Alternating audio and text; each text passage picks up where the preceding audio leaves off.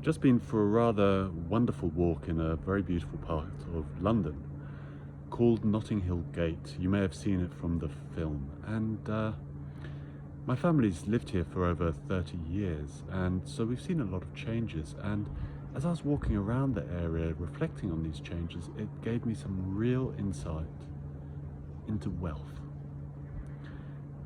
Now, Notting Hill was a very, very fashionable area.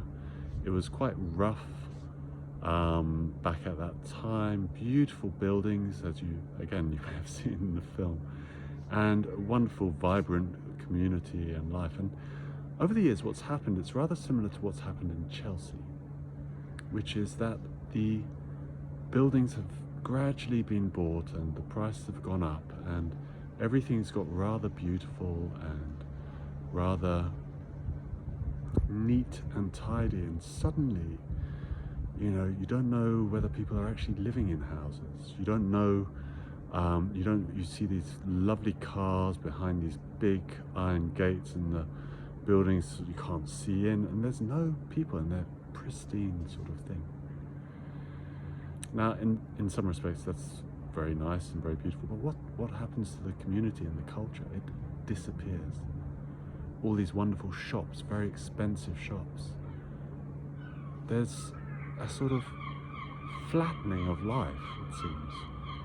And what it's really made me reflect on is, what does wealth actually often seem to do? Or rather, what is it really about? And what I'm reflecting on, and be interested to hear how this lands with people, is it's really about access. And it's a two-directional access. It's access to experiences and to places and to material goods and to privilege, obviously, in a lot of different ways. And it's also access to being able to iron out a whole set of problems. And I just wonder, what happens if a life becomes so focused on these two things, having access to stuff that other people don't, and removing the kind of difficulties, which is a kind of the other side of access. You smooth out all the wrinkles and the challenges that you can. What that does to a sense of entitlement. There must be something special if I've managed to get to this place.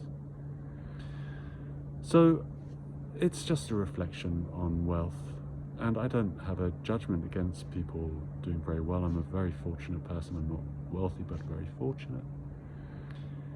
I don't have a judgment against that. I just wonder about what happens to people's capacity to connect to other people who are different from them, as they become part of this rarefied, wealthy and wealthier part of society, who have this relationship, not all, but a lot of them, to access.